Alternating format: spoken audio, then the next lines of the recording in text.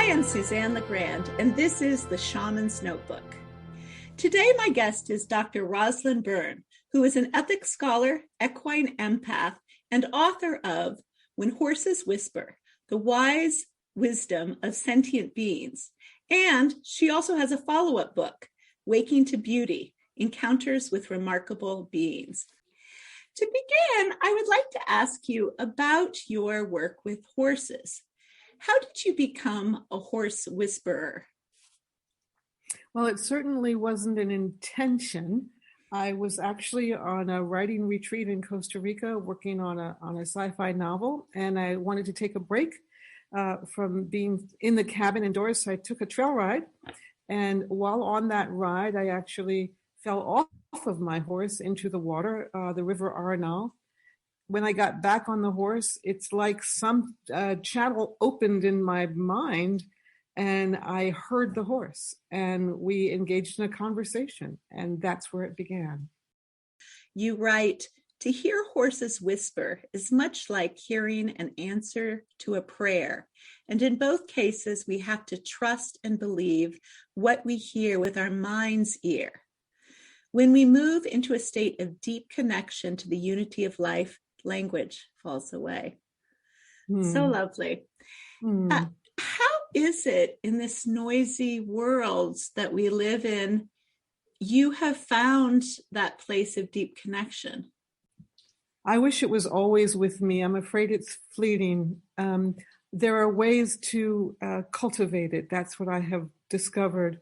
So that time in Costa Rica, I was alone in the rainforest, in a cabin, and meditating morning and evening while I was writing. And I think it just got me into a quiet inner space. When I go out to see horses and to work with them, I have to go into that place so that I can hear them. For me, at least, it's not simply always on, especially in the last year where things have been so intense and chaotic, and I've been on my screen 10, 12 hours a day for my livelihood on email and focused outwardly and not taking time for turning back in. And so I would say it's something I deeply crave to maintain it and cultivate it, but it takes some work. One of the things I appreciated was that communication with horses was by mutual agreement, and not all horses wanted to talk to humans. What did you learn about mutual respect and the conditions that are needed for true communication between animals and humans?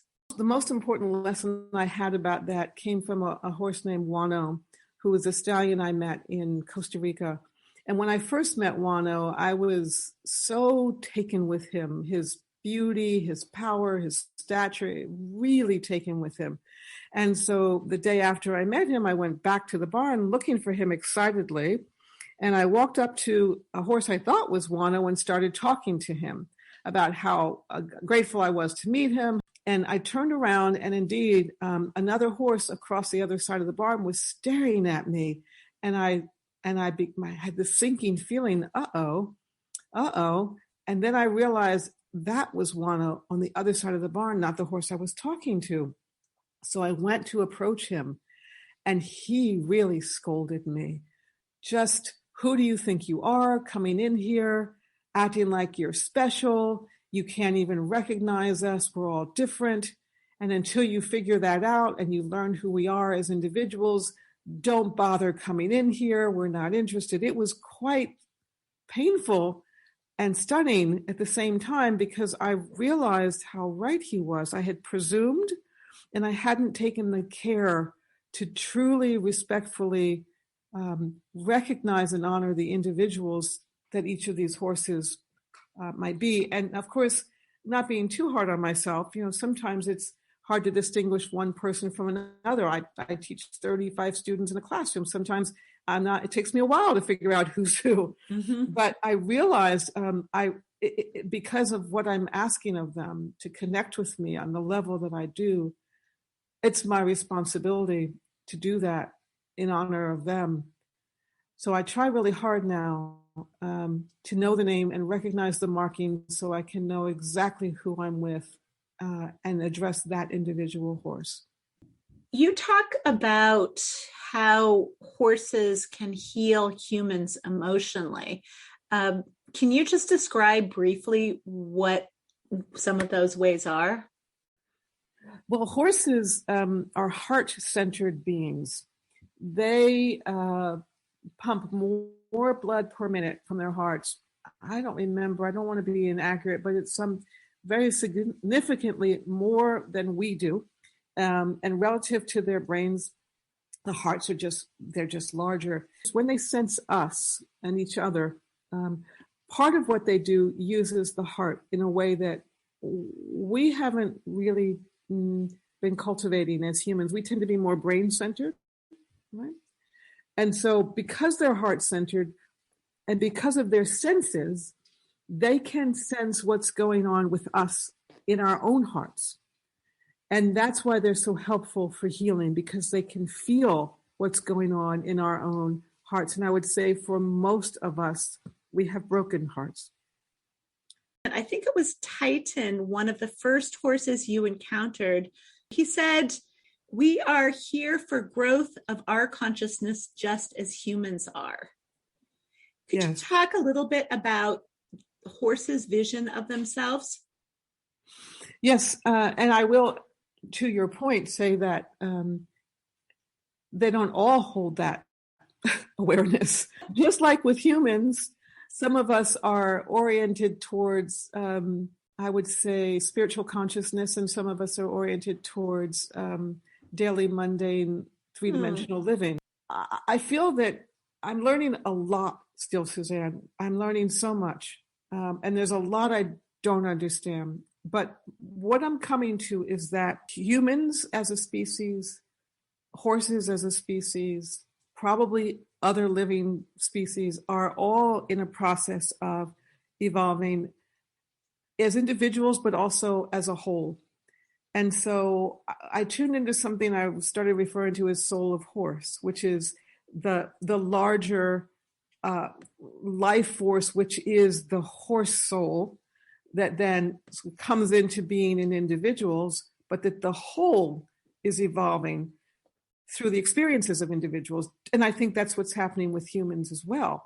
Oh, that's fascinating. We are all becoming more collectively connected, right?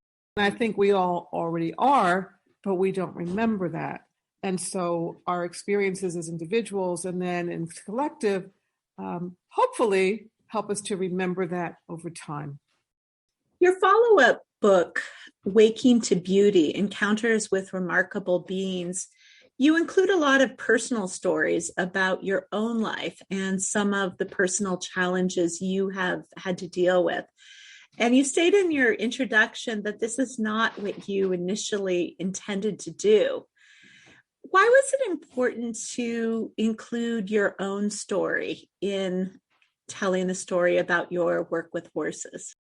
Because people were asking me, how can you do this? Where does this come from? Is this something all people can do, or is this something only some people could do? And I didn't have answers to those questions.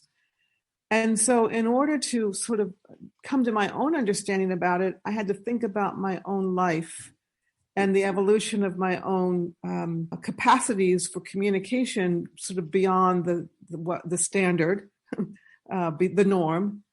And so I started digging around and thinking about, well, yeah, in fact, in childhood, I was communicating with people that had already passed on. So maybe there's something that started early for me. And so then the book started to write itself, I suppose, as the more I thought about experiences in my life, the more I could connect the dots to indications that maybe the capacity was in me to be able to do this. To my surprise, actually, the book ends with me out on a lake that I happen to be visiting right now, looking at a loon and taking me back to that sense that we are connected and that all of us, not just human to human, but human to all living species, all of life in its various forms, and that the capacity to communicate with life is just part of that connection. And so the process of writing Waking to Beauty was a process of waking, it's a sort of double entendre, to the beauty of what I was learning through the horses, but also through considering my life experiences. When I think about communicating with animals and that sense of true connection, it comes with a lot of pain. And in your book, you communicate with horses, and some of the stories they tell are unfortunately about being abused at the hands of humans and what that's like. There's one story that I found particularly heart-wrenching and horrific, which was about the mare being forcibly impregnated. I'm wondering how it is that you hear these stories and are able to bear them, I guess, knowing how mistreated animals are in this world.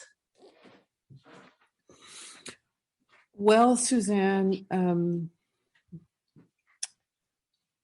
there's the direct experience of being in the presence of a horse that's sharing this, and the heartbreak of that. And then there's the philosophical, position, which is probably how I survive. This seems to be the nature of life. These stories about how we've treated animals have also been the stories about how we've treated other human beings. Mm-hmm. And so I don't understand why there is so much cruelty in the living experience of humans. I don't understand where it comes from or why it's necessary. I don't have an answer, but I am glad to have a heart that can feel it. Right? And so, and I'm glad to be able to hear the horses so I can share their stories with the people who are responsible for them, and hope that they can hear them and change their relationships. That's why else would this gift have come, if I can't in some way make life better for some of these animals. And I hope I have been able to. You are a scholar in ethics. What questions does that lead you, or should it lead us to think about in terms of our relationship with animals? For a long time, until very recently, actually, compartmentalizing my work as an ethics scholar, because I work in engineering ethics, right? So I look at technology in the future, but also sort of some of the current issues around engineering. And that world is it's such a cut and dry world. It's such a black and white world. And sometimes I feel like I'm traveling in a foreign country every time I go to work, because I see the world so differently. But I've also been anxious about sharing this part of myself in that world, right? Because I'm trying to maintain my reputation as a scholar. And so I compartmentalize. And so, I'm publishing in the body, mind, spirit domain, and I'm keeping that separate from the other because I don't know how to unite them. And then a few years ago, I spoke with a fellow ethicist.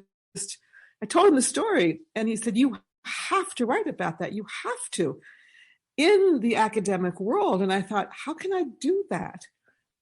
Fortunately, there are people starting to do it. And I was asked only recently to give a talk, which is coming up next week, for an American Society of Engineering Managers. And I said, "What do you want me to talk about?" And they said, "Interspecies communication." And I thought, oh my gosh, the universe is now telling me, step it up, kiddo. Step it up and bring these together. Now, that's the long answer. The short answer is that they are linked. They're linked because once we begin to acknowledge and accept and really, really see that animals are aware, they're conscious, they're sentient, they're communicative, they communicate across the boundaries of species, then how do we continue to behave the way we do? How do we do that ethically? And so now what I think we have to do is we have to rethink what we consider to be ethics in engineering practice, what we consider to be ethics in the way we live, not just in the professions, but in our personal lives. If that information is available to us, how do we justify it? unless we continue to consider other species to be much less significant than us and much less valuable than us. But how do you do that when you learn what I've learned? How do you do that when it turns out that you're looking into the eyes, when I'm looking at a horse, of another living being who is aware, intelligent, conscious, and communicative, and has feelings? How do you do that? So I think I've changed. Not that I was abusive or anything, but now I have to live differently. I mean, when you say live differently, like in what way do you feel like you need to do something different? Oh, well, this is really funny. So in some ways, it's something as simple as acknowledging and saying hello to a dog when I walk by them on the street, right? Mm-hmm, Because mm-hmm. it's like, that's another being. Pay your respects, say hello. Mm-hmm. But it's also having a struggle with, I put on my leather shoes and now I say thank you to the life force, the life form that made it possible for my feet to be protected with those shoes. But I'm also thinking about it. I'm thinking about what it meant. When I have a meal now, I'm thinking, what do I really need to eat to stay healthy and well? And when I make the choice to eat something that came from an animal, then I have to stop and I have to acknowledge it and I have to give my thanks. Now, what's interesting is I have good friends who are vegans, and I respect that. And they're vegans for the reason of protection of animals because of what they understand about animals. But I also now understand that plants are very much alive and plants are intelligent. And the work of some researchers, there's a researcher in Italy named Stefano Mancoso who documents the intelligence of plants by their capacity to solve problems in very complex ways. So life is everywhere. Mm-hmm. And so I think trying to figure out how to preserve it all is, for me, not the question. It's how to respect it all, how to honor it all, how to at least live with awareness of it. One of the most moving moments in your book, I think this was in Waking to Beauty, is when you are given a whip to use to intimidate a horse, and you decide that that's not how you want to develop a relationship with a horse. I'm wondering what horses would say about how we should develop relationships with them and with other living beings. Well, Suzanne, we domesticated horses, and that's a word that has a lot of meaning for me. We took them out of the wild long time ago, and most of them, and made them dependent on us by breaking them. That's the language that was used, training them. And now, because of that, they are in our care and they are responsibilities, except for the few that remain in the wild, and we're not treating them very well right now. We're collecting them and putting them to death, a lot of them. But at any rate, those that now are part of human culture, I think that asking them, for example, when I work with my clients and something's going on, I'll often say, well, did you ask them? Did you tell them first? So often horses are bought and sold just because they're not working out. And it turns out what I'm learning is that's really, really hard for many horses because they have relationships with other horses that they live with. They bond, they're connected to the people they're with. And then suddenly one day they're somewhere else and they belong to someone else. They're owned by someone else and they wonder, what happened? What did I do wrong? And so just communicating, just like what we want to do with other human beings, to communicate. This is what's going on. This is what has to happen. I'm sorry for the pain this may cause you, but this is why. Having conversations, heart to heart, honest talks. Why can't we at least just start with that? And I think that's what they're asking for. At least from my experience, that's what they're asking for. You also are a science fiction writer. And as you describe it, you say that you use science fiction to tweak students' moral imagination. Can you talk about that? With ethics, when I'm teaching engineering students, sometimes they check out, because a lot of conventional ethics education is around codes of behavior, like don't do this and make sure you don't lie and make sure you don't cheat. And then if you expand it out a little bit, you can take it to what we call the macroethics.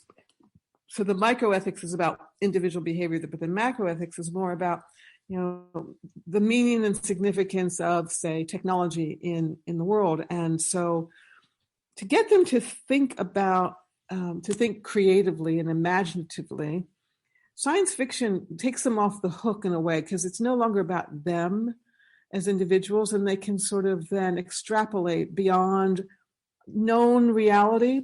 And when you can extrapolate beyond known reality, beyond sort of our everyday relationships with the way technology is now, then you can be more playful and more relaxed.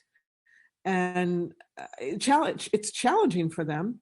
Like when you think about the possibilities of, for example, AI systems becoming intelligent, or robots interacting with humans in a way that humans become attached to them, et cetera, et cetera. Science fiction can take us out of the realm, and then we can talk about values and concepts and beliefs out there in that realm, and then bring it back to center. So we can imagine something other than what exists right now.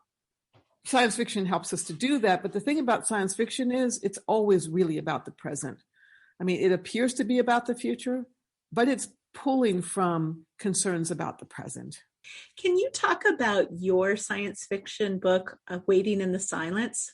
That was such a wonderful experience writing that book. And again, that was not intentional. I had been interviewing scientists in New York City at NYU and Columbia about their work in nanotechnology and thinking about implications of their work for the future. And that nanotechnology has to do with manipulating matter at the nanoscale, which is teeny, teeny, teeny, tiny. And at the nanoscale, properties are different, like the properties of carbon are different at the nanoscale. So you can do things with them that you can't do at the macro scale.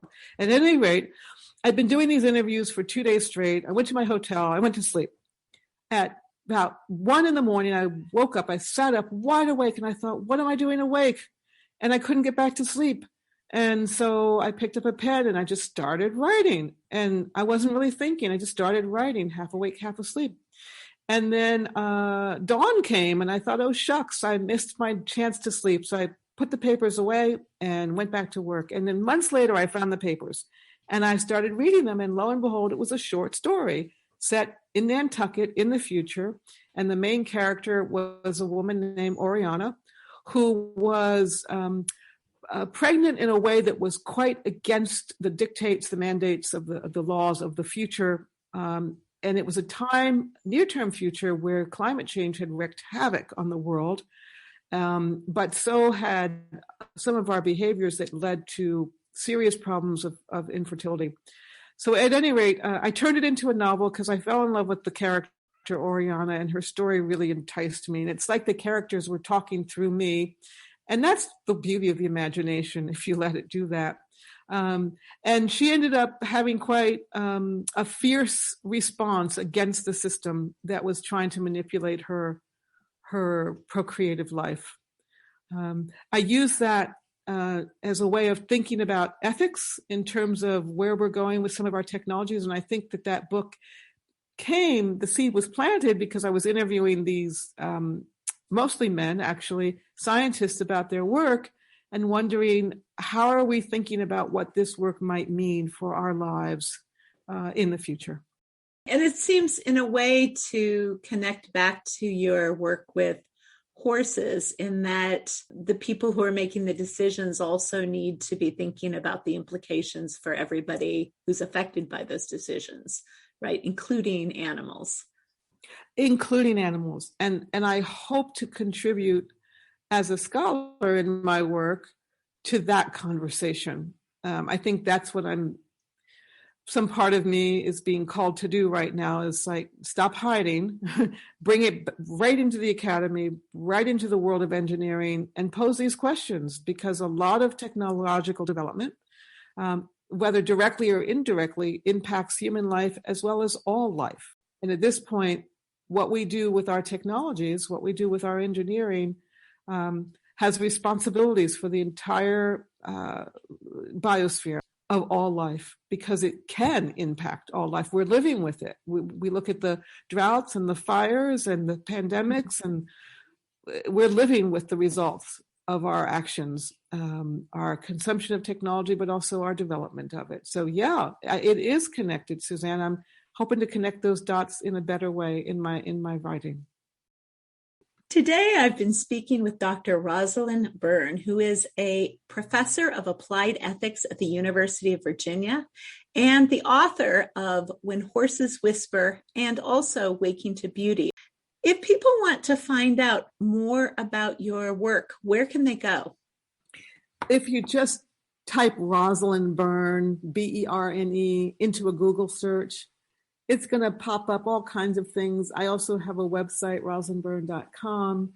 That website has on it video of me talking to a horse. Thank you so much today for being on the show. You are kind. Thank you for your wonderful questions. My name is Suzanne LaGrande. Each week on the Shaman's Notebook, I bring you new perspectives on healing from energy healers, shamans, and artists who are transforming the world. If you enjoyed today's show, please subscribe and let us know what you think by leaving a comment. Thanks.